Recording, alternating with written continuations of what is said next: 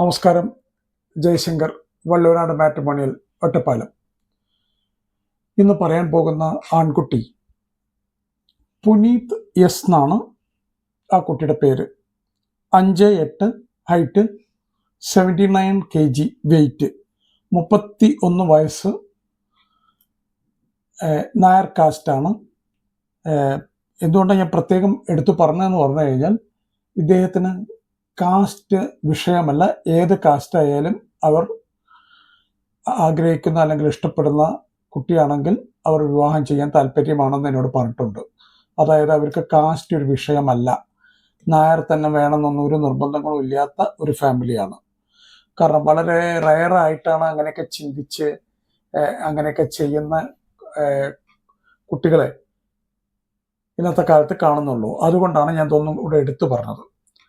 ഒരിക്കൽ കൂടെ ഞാൻ പുനീത്തിൻ്റെ ഡീറ്റെയിൽസിലോട്ട് കിടക്കാം. പുനീത് എസ് MBA സിക്കിം മണിപ്പാലിൽ നിന്നാണ് MBA പാസ്സായിരിക്കുന്നത്. പ്രോജക്റ്റ് മാനേജ്മെൻറ്റ് ഉള്ള PGDM ആണ് ഞാൻ മനസ്സിലാക്കുന്നത്. IIM ഇൻഡോറിൽ നിന്നാണ് പാസ്സായിരിക്കുന്നത്. ആമസോണിൽ പ്രോഗ്രാം മാനേജറായിട്ട് വർക്ക് ചെയ്യുകയാണ് ബാംഗ്ലൂർ. 14 തൊട്ട് 15 ലക്ഷം രൂപ സാലറി കാട്ടിയിട്ടുണ്ട്. ഒരു മിഡിൽ ക്ലാസ് ഫാമിലി. അച്ഛൻ റിട്ടയർഡ് പോലീസ് ഉദ്യോഗസ്ഥൻ, ബ്രദറും ആമസോണിൽ തന്നെ വർക്ക് ചെയ്യാണ്. അമ്മ ഹൗസ് വൈഫ്. ബാംഗ്ലൂർ സെറ്റിൽഡ് ഫാമിലിയാണ്. തറവാട് വന്നിട്ട് അല്ലെങ്കിൽ നാട് വന്നിട്ട് ഷൊർണൂരാണ്. പാലക്കാടുള്ള ഷൊർണൂരാണ് അവരുടെ സ്വദേശം, പക്ഷെ ബാംഗ്ലൂർ സെറ്റിൽഡ് ആണ്. ഒരിക്കൽ കൂടെ ഞാൻ പുനീത് എസിനെ കുറിച്ച് പറയാം. 5'8" ഹൈറ്റ്, 79 kg വെയിറ്റ്, 31 വയസ്സ്, പൂരം നക്ഷത്രം, നായർ കാസ്റ്റാണ്. MBA മണിപ്പാലിൽ നിന്നാണ്, സിക്കിം മണിപ്പാലിൽ നിന്നാണ് പാസ്സായിരിക്കുന്നത്. പ്രോജക്റ്റ് മാനേജ്മെൻറ്റ് പാസ്സായിരിക്കുന്ന IIM ഇൻഡോറിൽ നിന്നാണ്. ആമസോണിൽ വർക്ക് ചെയ്യുന്നു പ്രോഗ്രാം മാനേജറായിട്ട് ബാംഗ്ലൂർ. 14 തൊട്ട് 15 ലക്ഷം രൂപ സാലറി കാട്ടിയിട്ടുണ്ട്. മിഡിൽ ക്ലാസ് ഫാമിലിയാണ്. ഒരു ബ്രദറുണ്ട്. ആ ബ്രദർ ആമസോണിൽ തന്നെ വർക്ക് ചെയ്യാണ്. അച്ഛൻ റിട്ടയർഡ് പോലീസ് ഉദ്യോഗസ്ഥനാണ്. അമ്മ ഹൗസ് വൈഫാണ്. ഷൊർണൂരാണ് അവരുടെ തറവാട് അല്ലെങ്കിൽ നാട്. ഇപ്പോൾ സെറ്റിൽ ചെയ്തിരിക്കുന്നത് ബാംഗ്ലൂരാണ്. താല്പര്യമുള്ള പെൺകുട്ടികളുടെ രക്ഷിതാക്കൾക്ക് തീർച്ചയായിട്ടും വള്ളൂരാട് മാട്രിമോണിയലുമായിട്ട് ബന്ധപ്പെടാം. ഞാൻ ഫർദർ ഡീറ്റെയിൽസ് എല്ലാം എടുത്തു തരുന്നതായിരിക്കും. എല്ലാ വീഡിയോകളിലും പറയുന്ന 1-2 കാര്യങ്ങൾ ഈ വീഡിയോയിലും പറയാൻ ആഗ്രഹിക്കുകയാണ്.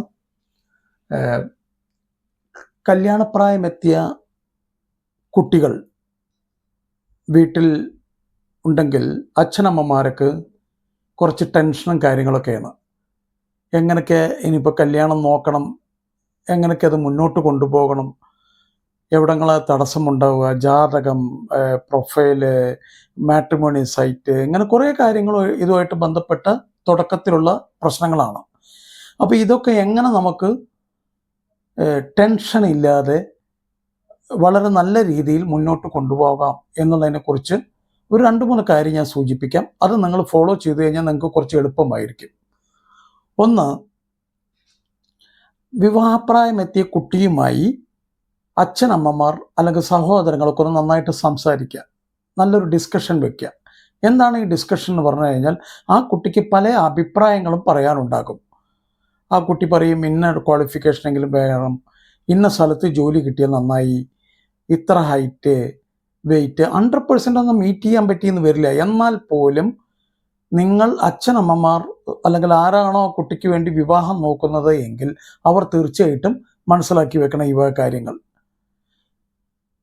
എന്നാൽ വളരെ എളുപ്പമാണ് മറ്റുള്ള കുട്ടികളുടെ രക്ഷിതാക്കളുമായിട്ട് സംസാരിക്കുമ്പോൾ കുറച്ചും കൂടെയൊക്കെ ക്ലാരിറ്റി ആയിട്ട് സംസാരിക്കാൻ പറ്റും. ഇല്ലെങ്കിൽ എല്ലാറ്റിനും മക്കളോട് ചോദിക്കട്ടെ, ഓരോ പോയിന്റ് വന്നു കഴിഞ്ഞാലും മക്കളോട് ചോദിക്കട്ടെ പറഞ്ഞുകൊണ്ടിരിക്കേണ്ടി വരും. അപ്പോൾ കൃത്യമായിട്ടൊന്ന് ഡിസ്കഷൻ വയ്ക്കുക. ഒരു തരത്തിലും അതൊരു വഴക്കോ ബഹളത്തിലേക്കോ പോകരുത്. എന്ന് മാത്രമല്ല, ആ ഡിസ്കഷൻ കൊണ്ടുള്ളൊരു ഗുണം എന്താണെന്ന് വെച്ച് കഴിഞ്ഞാൽ, ചിലപ്പോൾ ആ കുട്ടിക്ക് ധൈര്യമായിട്ട് പറയാൻ കഴിയും, ആൾറെഡി ഒരു വിവാഹ ബന്ധം, അതായത് ലവ് അഫെയർ ഉണ്ട്. അപ്പോൾ അത് മുന്നോട്ട് കൊണ്ടുപോകണം എന്ന കുട്ടിക്ക് താല്പര്യമുണ്ടെങ്കിൽ ആ കുട്ടിയെ തീർച്ചയായിട്ടും പറയും. അപ്പോൾ അതൊക്കെ ഒന്ന് ഭംഗിയായിട്ട് കേൾക്കാൻ ശ്രമിക്കുക. എന്തൊക്കെയാണ് ആ കുട്ടിയുടെ ആഗ്രഹങ്ങൾ, അതൊക്കെ ഒന്ന് മനസ്സിലാക്കി വെക്കുക. വല്ല ലവ് അഫെയർ ഉണ്ടെങ്കിൽ അത് മുന്നോട്ട് കൊണ്ടുപോകാൻ പറ്റുമോ ഭംഗിയായിട്ട് എന്നുള്ളതിനെ പറ്റിയിട്ടൊക്കെ ഒന്ന് മനസ്സിലാക്കുക. ആ കുട്ടി പറയുന്ന തന്നെ ചെയ്തു കൊടുക്കാൻ ശ്രമിക്കണം. ഒരു തരത്തിലുള്ള ഒരു ഫൈറ്റിംഗ് മോഡിലേക്ക് പോകരുത്. ഒന്നാമത്തെ കാര്യം ഇത്. 2, നല്ല ഒരു പ്രൊഫൈൽ എഴുതി ഉണ്ടാക്കുക. നല്ലൊരു പ്രൊഫൈൽ എഴുതി ഉണ്ടാക്കുക എന്ന് പറഞ്ഞു കഴിഞ്ഞാൽ അത് എഴുതി ഉണ്ടാക്കിയതിന് ശേഷം 2 or 3 വട്ടമെങ്കിലും ഇരുന്ന് വായിക്കണം. അതായത് വായിക്കുന്ന ആൾക്ക് ഒരു സുഖം തോന്നണം. എല്ലാ വിവരങ്ങളും ഉണ്ട്, ഒന്നും സംശയകരമായിട്ടൊന്നും എഴുതിയിട്ടില്ല. കഴിയാവുന്നത്ര പ്രൊഫൈൽ ഉണ്ടാക്കുന്ന സമയത്ത് ജാതക വർത്തമാനങ്ങൾ കഴിയാവുന്നത് കുറച്ച് എഴുതുക. ഒരു പരിധി വിട്ടിട്ട് ജാതകത്തിൻ്റെ ഡീറ്റെയിലുകൾ എഴുതാതിരിക്കുക. അതായത് വായിക്കുന്ന ആൾക്ക് പേടി തോന്നുന്ന രീതിയിൽ കഴിയുന്നതും ജാതക വർത്തമാനം ഒഴിവാക്കുക. എന്താണ് ഈ പേടി തോന്നുന്ന രീതിയിൽ എന്നൊക്കെ പറഞ്ഞു കഴിഞ്ഞാൽ പലരും എഴുതുന്നത് കാണാം, ഒരു ദോഷം, മരദോഷം, 2 ദോഷം, 2.5 ദോഷം, ചൊവ്വ ദോഷം, കുജദോഷം, 7 ചൊവ്വ, ഇങ്ങനെ കുറേ കാര്യങ്ങൾ എഴുതി പിടിപ്പിക്കുന്നത് കാണാം. അപ്പോൾ ഇതൊക്കെ ഒന്ന് ശ്രദ്ധിക്കുക. വായിക്കുന്ന ആൾക്ക് ഒരു ബുദ്ധിമുട്ടുണ്ടാവരുത്. കഴിയാവുന്നത്ര കുറച്ച് എഴുതുക. ഒരു നാളെ എഴുതി ഡേറ്റ് ഓഫ് ബർത്തും ബർത്ത് ടൈമും ബർത്ത് പ്ലേസും കൊടുത്താൽ ഒരു ജാതകത്തിൻ്റെ എല്ലാ വിവരങ്ങളും ആയി. നിങ്ങൾ കഴിയാവുന്നത്ര ജാതകത്തിനെ പറ്റി പഠിക്കാതിരിക്കുക ഈ കല്യാണം കഴിയുന്നവർക്ക്. അപ്പോൾ പ്രൊഫൈൽ എഴുതുമ്പോൾ ജാതകത്തിൻ്റെ ഡീറ്റെയിൽസ് വളരെ കുറച്ച് എഴുതുക. അടുത്തത് പഠിപ്പ്, എഡ്യൂക്കേഷൻ. 10ാം ക്ലാസ് വരെ എവിടെയിരുന്നു, ഏത് സ്കൂളിലായിരുന്നു, 12th എവിടെയായിരുന്നു, ഗ്രാജുവേഷൻ ഏത് കോളേജിലായിരുന്നു, എന്തായിരുന്നു subject, higher studies post graduation and above, അതൊക്കെ ഓരോരോ കോളേജുകളും എന്തായിരുന്നു സബ്ജക്റ്റ് എന്നുള്ളത് കൃത്യമായിട്ട് എഴുതുക. ആളുകൾക്ക് മനസ്സിലാവണം, ഇത് ഇന്ന സ്കൂളിൽ നിന്നാണ്, ഇന്ന കോളേജിൽ നിന്നാണ്, ഇന്ന ദിക്കുന്നാണ് MS പാസ്സായിരിക്കുന്നത്. അതൊക്കെ മനസ്സിലാക്കി കഴിയുമ്പോൾ അതൊരു നല്ല രീതിയിൽ മുന്നോട്ട് കൊണ്ടുപോകാൻ പറ്റും. അടുത്തത് നമ്മൾ ശ്രദ്ധിക്കേണ്ടത് ജോലി. എവിടെയാണ് ജോലി ചെയ്യുന്നത് എങ്കിൽ കൃത്യമായിട്ട് അത് എഴുതുക. ലൊക്കേഷൻ എഴുതണം, എന്താണ് അവിടുത്തെ ഡെസിഗ്നേഷൻ എന്നുള്ളത് എഴുതണം, എത്ര രൂപ സാലറി ഉണ്ട് അത് കൃത്യമായിട്ട് എഴുതണം. പലരും എന്നോട് ചോദിക്കാറുണ്ട്, സാലറി നോക്കിയിട്ടാണോ കല്യാണം കഴിക്കുന്നത്? 100% സാലറി നോക്കിയിട്ട് തന്നെയാണ്. ചിലർ എക്സെപ്ഷണൽ കേസ് മാത്രം ഉണ്ടാവാം, അതൊന്നും നോക്കാതെ. എന്തുകൊണ്ടാണ് ഞാൻ നോക്കണം എന്ന് പറയുന്നതിൻ്റെ ഒരു കാര്യം എന്താണെന്ന് വെച്ച് കഴിഞ്ഞാൽ, അത് കുട്ടികൾക്ക്, ഇപ്പോൾ ഒരു പെൺകുട്ടിക്ക് ഒരു 10 ലക്ഷം രൂപ സാലറി ഉണ്ട്, ആൺകുട്ടിക്ക് വന്നിട്ട് 6 ലക്ഷം രൂപയാണ് ശമ്പളം എന്ന് വിചാരിക്കുക. നിങ്ങൾ ആദ്യമൊന്നും വലിയ പ്രശ്നങ്ങളുണ്ടാവില്ല. കുറച്ച് കഴിയുമ്പോൾ ഈ പെൺകുട്ടി എന്തെങ്കിലും സംസാരിക്കുന്ന സമയത്ത് ഈ ആൺകുട്ടിയുടെ വീട്ടുകാർക്ക് തോന്നും ഇവർക്ക് സാലറി കൂടിയതിൻ്റെ കുഴപ്പമാണ് ഇതൊക്കെ. ഒരു ഈഗോ ക്ലാഷിനുള്ള ധാരാളം ചാൻസ് ഉണ്ട്. അപ്പോൾ അത് നിങ്ങൾ നന്നായിട്ട് സംസാരിച്ച് മനസ്സിലാക്കിയിട്ട് വേണം മുന്നോട്ട് കൊണ്ടുപോകാൻ. ഇപ്പോൾ സാലറി കൂടിയതുകൊണ്ട് കഴിക്കേണ്ടെന്നല്ല ഞാൻ പറയേണ്ട അർത്ഥം, നന്നായിട്ട് മനസ്സിലാക്കി വെക്കുക കാര്യങ്ങൾ. അപ്പോൾ ഈ പ്രൊഫൈൽ ഇങ്ങനെ എഴുതി കഴിഞ്ഞാൽ എല്ലാം വളരെ വിശദമായിട്ട് എല്ലാ കാര്യങ്ങളും എഴുതണം. ഹൈറ്റ്, വെയിറ്റ്, ഈ അച്ഛൻ്റെ വീട് എവിടെ, അമ്മയുടെ വീട് എവിടെ, അച്ഛൻ എന്തായിരുന്നു, അമ്മ എന്തായിരുന്നു, എല്ലാ വിവരങ്ങളും. സഹോദരങ്ങളുണ്ടെങ്കിൽ സഹോദരങ്ങളുടെ ക്വാളിഫിക്കേഷൻ, എന്താണ് അവർ ചെയ്യുന്നത്, മാരേജ് കഴിഞ്ഞിട്ടുണ്ടെങ്കിൽ മാരേജ് കഴിഞ്ഞിട്ടുണ്ട്, ഈ വക കാര്യങ്ങളെല്ലാം കൃത്യമായിട്ട് ഒരു പ്രൊഫൈലിൽ കാട്ടുക. അനാവശ്യമായിട്ട് കുട്ടികളെ പറ്റി വല്ലാതെ ഇങ്ങനെ എക്സാഗ്രേറ്റ് ചെയ്തിട്ട് അല്ലെങ്കിൽ പെരുപ്പിച്ച് കാട്ടേണ്ട ഒരു കാര്യമില്ല. എൻ്റെ മകൾ അങ്ങനെയായിരുന്നു, എൻ്റെ മകൻ അങ്ങനെയാണ്, അതൊന്നും കാട്ടണ്ട. കാരണം അത് വായിക്കുന്ന ആളുകൾക്ക് മനസ്സിലാക്കാൻ പറ്റും ഏതൊക്കെയെന്നുള്ളത്. അപ്പോൾ അങ്ങനെ കൃത്യമായിട്ട് പ്രൊഫൈൽ ഉണ്ടാക്കി കഴിഞ്ഞാൽ ഒരു 2 or 3 വട്ടമെങ്കിലും ഇരുന്ന് വായിക്കുക. മക്കളെ കൊണ്ട് ഒന്ന് വായിപ്പിക്കുക. എന്തെങ്കിലും കറക്ഷൻ വേണമെന്നുണ്ടെങ്കിൽ അത് തീർച്ചയായിട്ടും കറക്റ്റ് ചെയ്യുക. അതിനുശേഷം നിങ്ങളുടെ തറവാട് അമ്പലം, അതായത് ധർമ്മദൈവങ്ങൾ, അല്ലെങ്കിൽ വെളുത്തങ്കാവ്, നാഗങ്ങൾ എന്നൊക്കെ പറയും, അല്ലെങ്കിൽ കുടുംബക്ഷേത്രം, ഇങ്ങനെയുള്ള ദൈവിക സാന്നിധ്യങ്ങൾ നിങ്ങളുടെ തറവാടുകളിൽ ഉണ്ടെങ്കിൽ തീർച്ചയായിട്ടും അവരെ നന്നായിട്ട് പ്രാർത്ഥിക്കുക.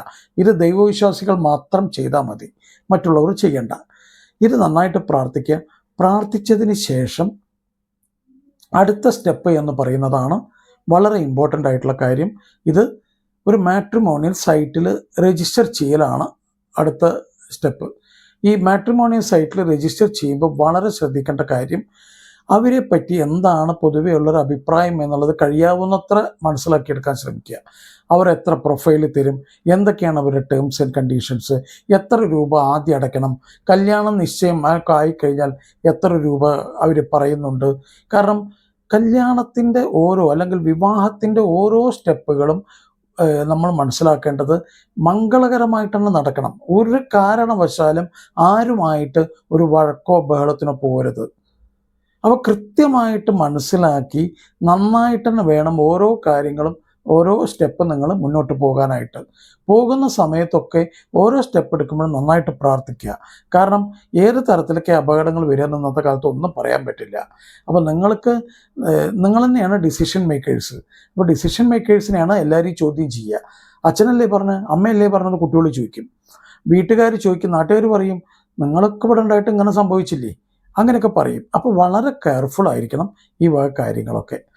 അങ്ങനെ മാട്രിമോണിയലിൽ രജിസ്ട്രേഷൻ കഴിഞ്ഞു കഴിഞ്ഞാൽ തീർച്ചയായിട്ടും നമ്മൾ ചെയ്യേണ്ടത്, അവർ പ്രൊഫൈലുകൾ അയച്ചുകൊണ്ടിരിക്കും. ഈ പ്രൊഫൈൽ കിട്ടിക്കഴിഞ്ഞ് കഴിഞ്ഞാൽ നിങ്ങൾ ആ പ്രൊഫൈലിലെ ആളുകളുമായിട്ട് സംസാരിക്കണം. നന്നായിട്ട് സംസാരിക്കുക. നല്ല രീതിയിലായിരിക്കണം കമ്മ്യൂണിക്കേഷൻ. ഒരു ബന്ധുവീടാവാൻ പോകുന്ന വീടായിരിക്കും അത് മനസ്സിലാക്കി വേണം സംസാരിക്കാൻ. നന്നായിട്ട് സംസാരിച്ച് കഴിഞ്ഞ് കഴിഞ്ഞാലത്തെ ഒരു ഗുണം, നമുക്കൊരു കോൺഫിഡൻസ് എത്താം, കുഴപ്പമില്ല, നല്ല ഫാമിലിയാണ് എന്നൊക്കെ നമുക്കൊരു തോന്നൽ വരും. അതിൻ്റെ അടിസ്ഥാനത്തിൽ എന്ത് ചെയ്യണം, ജാതകം നോക്കലുമാണെന്നെങ്കിൽ ജാതകം നോക്കുക, കുട്ടികൾക്ക് ഫോട്ടോ കാട്ടിക്കൊടുക്കുക, അതൊക്കെ ഓക്കെ ആണെങ്കിൽ ജാതകം നോക്കാൻ പോവുക. ജാതകം നോക്കുന്നത് എപ്പോഴും ശ്രദ്ധിക്കേണ്ട, സ്ഥിരമായിട്ട് ഒരു പണിക്കരെ കാട്ടരുത്. 3, 4, 5 പണിക്കരെങ്കിലും കാട്ടണം. നിങ്ങൾക്ക് ഇഷ്ടപ്പെട്ട ഫാമിലി ആണെങ്കിൽ, കുട്ടികൾക്ക് ഇഷ്ടപ്പെട്ടു, അച്ഛനമ്മമാർക്ക് ഇഷ്ടപ്പെട്ടു, അങ്ങനെ ഒരു ഫാമിലി ആണെങ്കിൽ 4, 5 ജ്യോത്സ്യൻ്റെ അടുത്തെങ്കിലും പോകണം. അതിൽ ഏത് ജ്യോത്സ്യൻ പറയുന്നുവോ മുന്നോട്ട് പോയിക്കോളൂ എന്ന് പറഞ്ഞു കഴിഞ്ഞാൽ നിങ്ങളുടെ ധർമ്മദൈവങ്ങളെ നന്നായിട്ട് പ്രാർത്ഥിക്കുക. നന്നായിട്ട് പ്രാർത്ഥിച്ചതിന് ശേഷം ഇത് വെച്ച് മുന്നോട്ട് പോവുക എന്ന് പറഞ്ഞു കഴിഞ്ഞാൽ കുട്ടികളുടെ വാട്സാപ്പ് നമ്പർ അങ്ങോട്ടും ഇങ്ങോട്ടും എക്സ്ചേഞ്ച് ചെയ്യുക.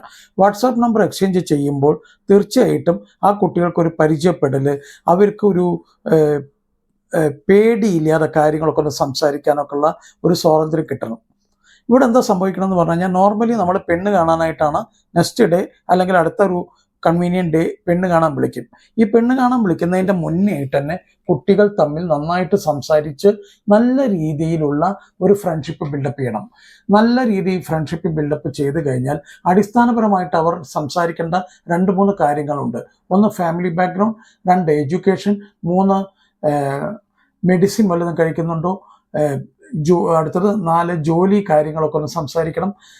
അടുത്തത് അമിതമായ ലോണുകൾ വല്ലതും ഉണ്ടോ, ബാങ്കിങ് ലോൺസ്, EMI എത്രയുണ്ട്, കഴിയാവുന്നത്ര കുട്ടികൾ തമ്മിൽ ഇത് സംസാരിച്ചിരിക്കണം. അതിനൊരു മടി വിചാരിക്കേണ്ട. അത് കൃത്യമായിട്ട് സംസാരിച്ച് കഴിഞ്ഞാൽ പുറത്ത് വെച്ച്, വീട്ടിൽ വെച്ചല്ല പുറത്ത് വെച്ച് കാണാൻ ശ്രമിക്കണം. കുട്ടികളും ആൺകുട്ടിയും പെൺകുട്ടിയും പുറത്ത് വെച്ച് കണ്ടു കഴിയുമ്പോൾ കൃത്യമായിട്ട് ആ കുട്ടികൾക്ക് പറയാൻ പറ്റും, നോക്കൂ, എനിക്ക് ആൾറെഡി ഒരു ലവ് അഫയർ ഉണ്ട്, നീ വേറെ നോക്കിക്കോളൂ, ഇത് അച്ഛൻ്റെ അമ്മയുടെ നിർബന്ധത്തിന് വഴങ്ങിയിട്ടാണ് ഞാൻ വന്നിരിക്കുന്നത്. ഇങ്ങനെയൊക്കെ പറയുന്ന അനവധി കുട്ടികളെ എനിക്കറിയാം. അതുകൊണ്ടാണ് ഞാൻ പറയുന്നത് പുറത്ത് വെച്ച് കാണണം എന്നുള്ളത്. അങ്ങനെ കണ്ട് 2 കുട്ടികൾ കംഫർട്ട് ആയതിനു ശേഷം, ഒരു കംഫർട്ട് സോണിലേക്ക് എത്തുന്നുണ്ട് എന്ന് ഉറപ്പ് വരുത്തിയതിന് ശേഷം മാത്രമേ പെണ്ണ് കാണച്ചടങ്ങിനോട്ട് വിളിക്കാവൂ. പെണ്ണ് കാണച്ചടങ്ങൊക്കെ ആയിക്കഴിഞ്ഞാൽ ഒരു 90% ഓക്കെ ആയിരിക്കണം. പിന്നെ ഒരു പിൻവലിയാൻ പാടില്ല, അയ്യോ നോ എന്ന് പറയാനുള്ളൊരു ഏർപ്പാട് ഉണ്ടാവരുത്. അപ്പോൾ കഴിയാവുന്നത്ര ഭംഗിയായിട്ട് തന്നെ ഇത് മുന്നോട്ട് കൊണ്ടുപോവുക. അച്ഛനമ്മമാർ നന്നായിട്ട് സംസാരിക്കുക. അതായത് ഉള്ളിലൊന്ന് വെച്ച് പുറത്തൊക്കെ ഒന്നും പറയരുത്. കൃത്യമായിട്ട് സംസാരിക്കുക അങ്ങോട്ടും ഇങ്ങോട്ടും.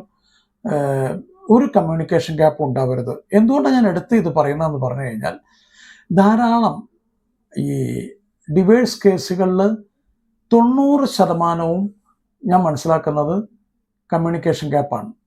ഞാൻ ഈ പറഞ്ഞ പോയിന്റുകളൊക്കെ ഒന്ന് സംസാരിക്കാതെ നിങ്ങൾ തീരുമാനം എടുത്തു കഴിഞ്ഞാൽ ബുദ്ധിമുട്ടുണ്ടാക്കുന്നുണ്ട്.